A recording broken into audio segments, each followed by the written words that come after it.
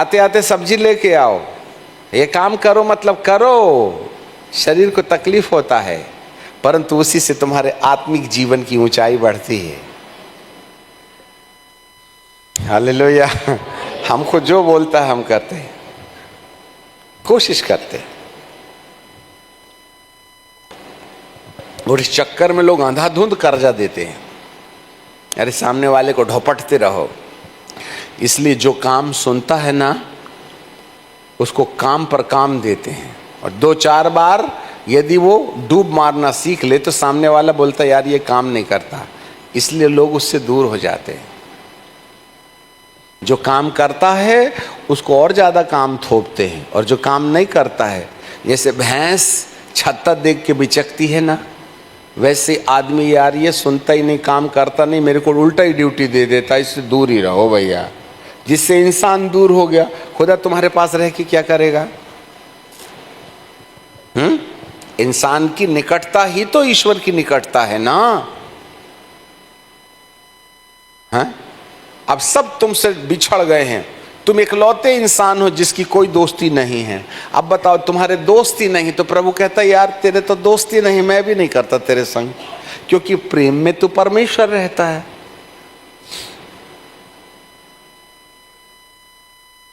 समझ रहे हैं बात? भटक गए वो लोग जो बिछड़ जाते हैं। जब लोग टूटने लगते हैं तो खुदा की गैर मौजूदगी नजर आती है, और जब लोग जुड़ते हैं तो खुदा की उपस्थिति महसूस होती है। परमेश्वर की उपस्थिति लोगों को जोड़ता है।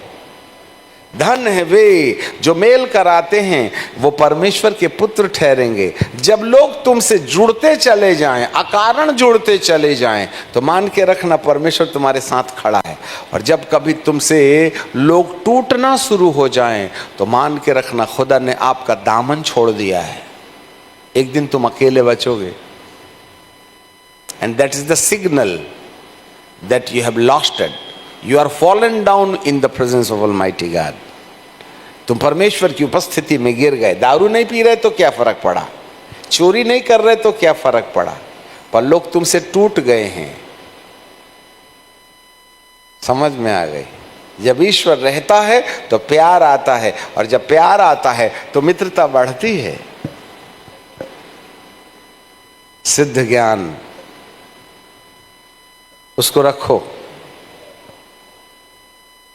अपने हृदय में जमाओ।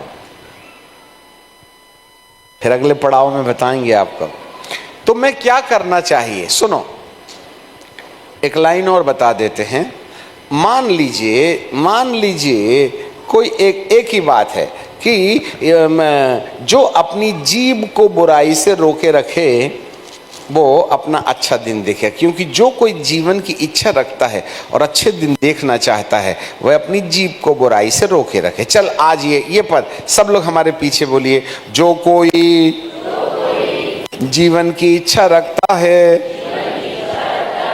अच्छे दिन देखना चाहता है, वह अपनी जीभ को बुराई से और अपने होठों को छल की बातों से रोके रहे। बस आज घर जाते समय यही बोलना। सुनो, आज घर जाते समय यही बोलना, मैं अच्छा दिन देखना चाहता हूँ, इसलिए मैं आज के बाद अपनी जीभ को बुराई से रोके रखूँगा और मेरे होठों से छल की बातें नहीं निकलेंगी। ऐसा बोलते जाना।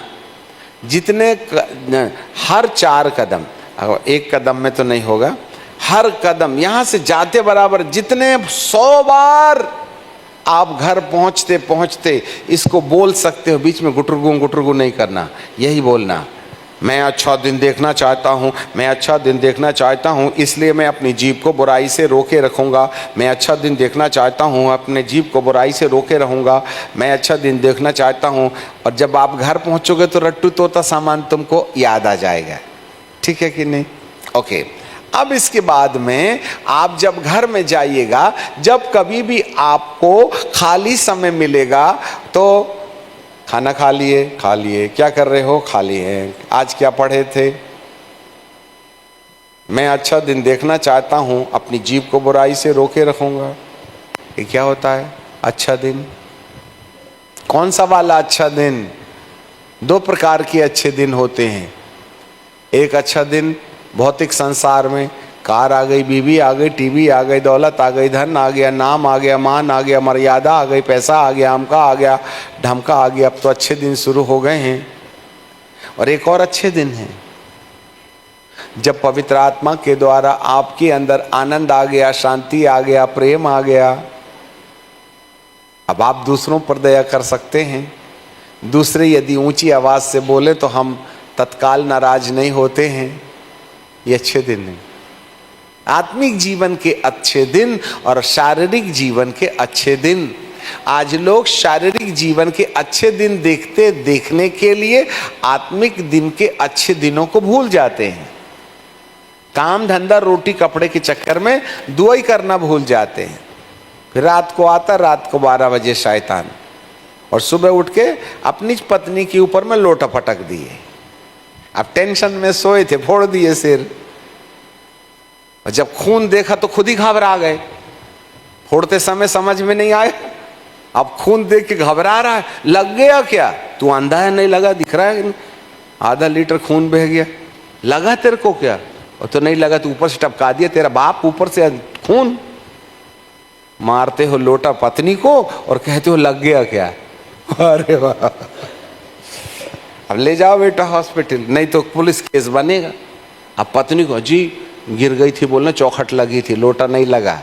अब सामने वाली भी आपकी इज्जत बचाने के लिए क्या बोलता, इसने लोटा मारा तो गए तुम 12 के भाव से।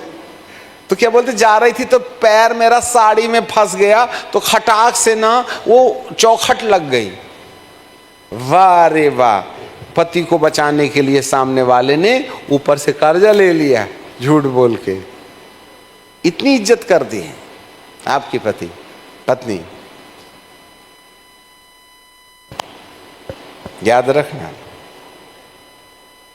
मुझे अच्छे दिन देखना है तो मैं क्या करूं? अपनी जीभ को बुराई से रोके रखूं। ए जीभ सुन, तू उतना ही बोलना जितना बाइबल में लिखा है। आगे बढ़ा चढ़ा के बोल के मेरी इज्जत मट्टी में मत मिलाइयो। ऐसा करके बाण मार लो तुम तो। नहीं समझे? शपथ खाओ एक आज्ञा के लिए, कसम खाओ, अपने आप को याद दिलाओ, नहीं बोलूंगा मतलब नहीं बोलूंगा।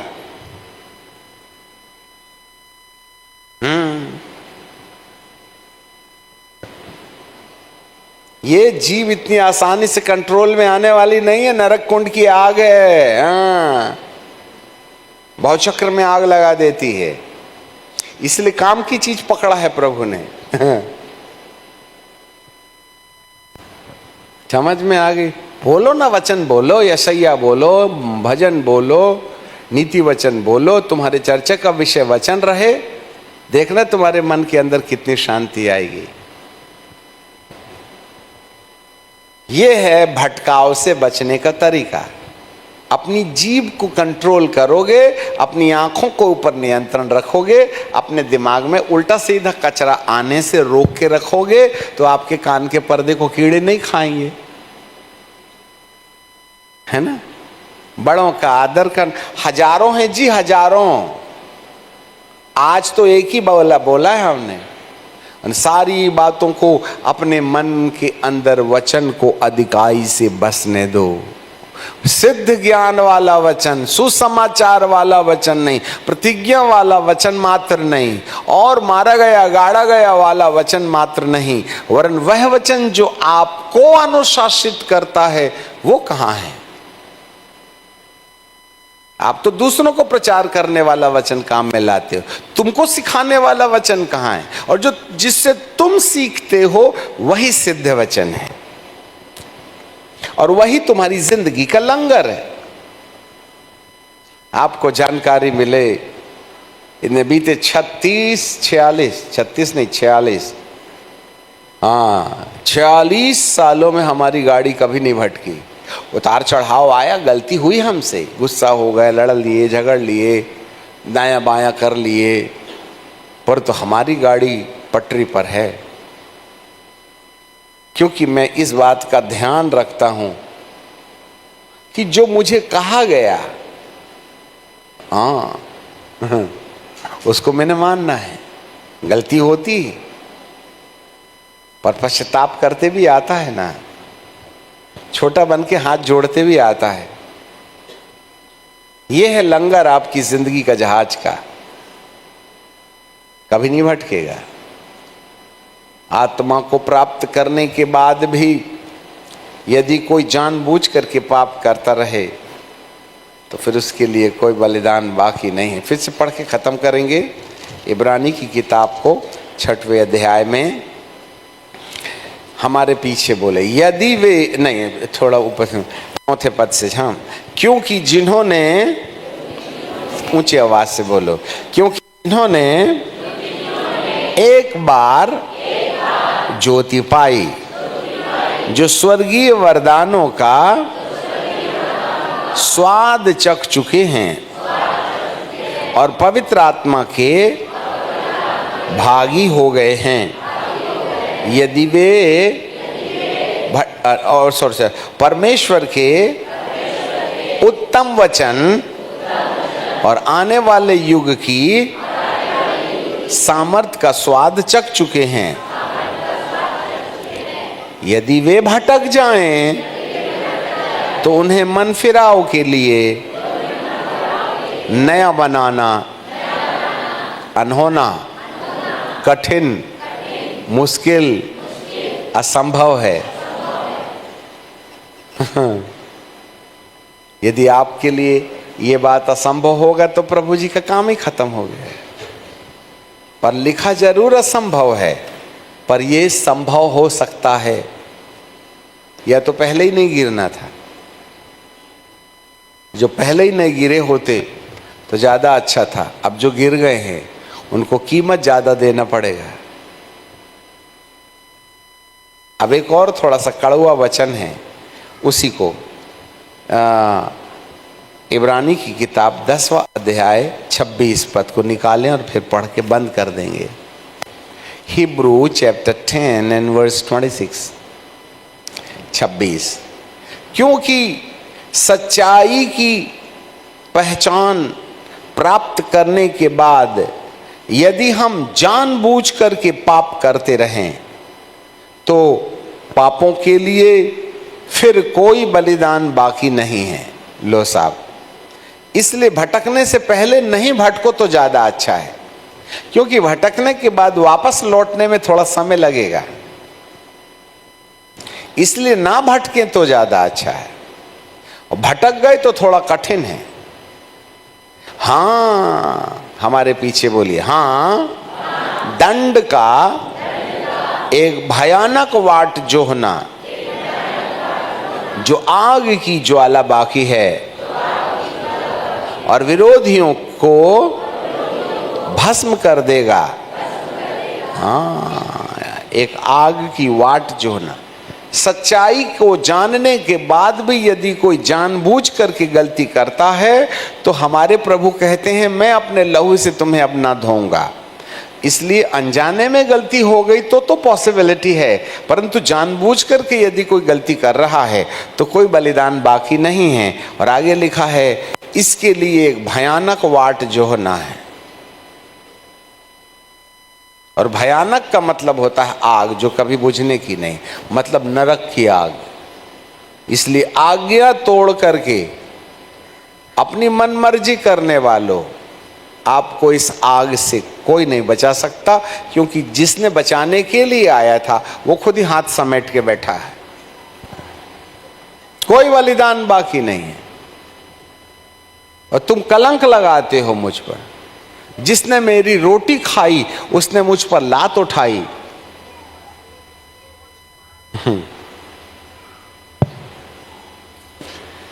हालेलुया। मेरे प्रियो, विश्वास अपने आप में बहुत अच्छा है, पर यदि आप केवल विश्वास से कुछ चाह रहे हैं या आपकी जिंदगी मसीह में स्थिर हो जाए तो पॉसिबल नहीं है। यदि वरदानों को आधार बनाकर यदि आप चाह रहे हैं कि आप आखिरी तक मसीह का दामन थाम के चलोगे, बिल्कुल पॉसिबल नहीं है। आप लिख के रख लो, आपको जितनी पीएचडी लेना है, आपको जितनी डॉक्टरेट लेना है, जितना भी बिशप जितना भी ऑर्डिनेशन लेना, सब ले लो। प्रभु कहता मैं नहीं जानता, मैं तो उसको जानता हूं जो मेरे वचनों के अनुसार चलता है। तो आज से हम एक काम करेंगे, एक दिन में एक आज्ञा मन में रखें और उस पर चिंतन करें। एक परमेश्वर के बहुत बड़े दास, उनका वचन हम सुन रहे थे, वो ये बोल रहे थे, जो कल्पना आपके मन में है वो आके चली जाए तो कोई समस्या नहीं है, पर यदि कोई कल्पना आपके अंदर आ जाए और बार बार उसी पर चिंतन करते रहें तो वे चिंतन अंदर से तरंगें उत्पन्न करने लगती हैं, जो कल आपके जीवन के ऊपर अपना प्रभाव डालकर कल्पना के अनुसार आपको रूपांतरित कर देती हैं। भयानक टीचिंग से। अब कल्पना कोई भी हो, यदि वह संसारवाद की कल्पना होगी तो संसारवाद की कल्पनाओं पर जितना ज्यादा चिंतन मंथन करोगे, आपके अंदर से तरंगें निकलेंगी और ये आपके शारीरिक चिंतन आपको शारीरिक गलतियों में डाल देंगे। यदि आप अपने मन के अंदर मैं अपनी जीभ को नियंत्रित करूंगा ऐसे 10 बार बोल के उसको रट्टू तोता समान बोल याद रखें और जब चाहे तब चिंतन करें, तो आपके अंदर से तरंगें निकलने लगेंगी, वाइब्रेशंस निकलेंगे, आपके अंदर से ऊर्जा प्रकाशित हो पर ऊर्जा निकलना शुरू हो जाएगी और यह ऊर्जा एक दिन आपके जीभ को अपने कब्जे में करने का अधिकार दे देगी। ये ऊर्जा आपके अंदर है और इस ऊर्जा को पवित्र आत्मा कहते हैं। अब रोज एक वचन को बोलो और एक हफ्ता एक ही वचन पर बोलते जाओ, मंथन करते जाओ, वो बात आपके जीवन को बदल देगी, क्योंकि आपके अंदर कौन है? पवित्र आत्मा। अरे दिमाग में लाओ तो सही, आपके तो दिमाग में ही नहीं है बात, उस विषय पे तो चिंतन करते नहीं हो और करते भी हो तो दुनियादारी की बात करते हो। मैं करोड़पति कैसे बनूंगा, कहाँ जमीन खरीदूं, आलू लगाऊं कि भट्टा लगाऊं, रात दिन उसी में सपना आ रहे हैं आलू आलू आलू आलू। तो सुबह से उठ के आलू नहीं लगाइएगा, हैं? जो सुबह से शाम जिस बात पर चिंतन करता है उसकी तरंगें उसको वैसा बना देती हैं, चाहे वह नकारात्मक हो या सकारात्मक हो। Praise the Lord. हमने जब फाउंडेशन डाले थे तो थोड़ा सोचे थे हमारे दिमाग में ऐसा वाला बंगला आएगा, हमारा दिमाग चिंतन ये होना चाहिए, ये नहीं होना चाहिए, ये होना चाहिए, ये होना, चिंतन करके बिना डिजाइन का हमने एक घर का निर्माण कर दिया। चिंतन, आपके अंदर एक ऊर्जा छुपी हुई है और वो है पवित्र आत्मा। आपका दिमाग बहुत ज़्यादा शक्तिशाली है। एक साइंटिस्ट केवल 8% अपने दिमाग को इस्तेमाल करता है और वो महावैज्ञानिक बन जाता है। दिमाग में इतनी क्षमता है। आज तक किसी ने 20% दिमाग खर्च नहीं किया। अब तुम्हारा दिमाग जट्ठर भिंडी के समान बैठा पड़ा है तो प्रभु भी क्या कर ले। Sharpen your mind. दिमाग हमारे पीछे बोले सबसे अब परमेश्वर के वचन को, सिद्ध ज्ञान को, आज्ञाओं को अपने हृदय में अधिकाई से बसने दो। बस वही करो, यही करो, वही रटते जाओ, रटते जाओ, रटते जाओ, रटते जाओ, रटते जाओ, रटते जाओ और वही बोलो, वही बोलो, वही बोलो। हाँ। देखना आप बिल्कुल बदलता हुआ अपना जीवन देखोगे। पिता आपके साथ बना रहे। प्रार्थना करेंगे। सनातन काल के विराट परमेश्वर, हम आपको धन्यवाद देते हैं, आपकी आराधना करते हैं। पिताजी, आपने आज शिक्षा रूपी नींव नहीं डालने बोला, चाहे विश्वास हो, अंतिम न्याय हो, दान वरदान हो, ये सब फाउंडेशनल टीचिंग्स हैं। अब हमें इसके ऊपर उभर के आना है, और वो है सिद्ध ज्ञान। और सिद्धता का संबंध है हमारे जीवन को परिवर्तित करने वाले आदेश हैं, जिसको यीशु ने पहाड़ी उपदेश में कहा, जिसको बाबा पौलुस ने कहा। संपूर्ण बाइबल, ओ प्रभु, हमें क्या करना चाहिए, क्या नहीं करना चाहिए, इस बात के खजाने से भरी पड़ी हुई है। प्यारे पिताजी, हम आपको धन्यवाद देते हैं। एक बार फिर आज के दिन अपने आप को आपके शक्तिशाली हाथ में डाल देते हैं। जो बहुत छोटी सी बात करने के लिए आपने कहा, वह पूरा कर सकने का हमको अनुग्रह देना। पिताजी, हम आपको धन्यवाद और धन्यवाद देते हैं, आपको महिमा, आदर और सम्मान देते हैं। यीशु नासरी के नाम से मांगते हैं, आमीन। लगातार जारी।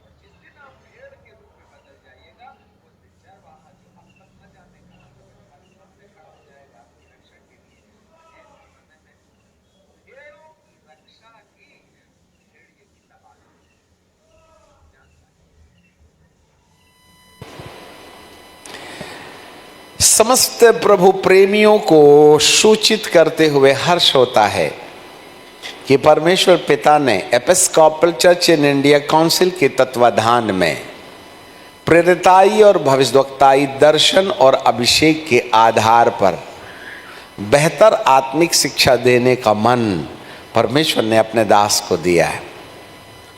इसमें यीशु के दोबारा आने के पहले जिन आवश्यक आत्मिक तथ्यों के ऊपर चिंतन और मंथन किया जाना चाहिए, उसको मद्देनजर रखते हुए हम 7 महीने का बाइबल ट्रेनिंग प्रोग्राम आयोजित करते हैं, जो साल में एक बार होता है।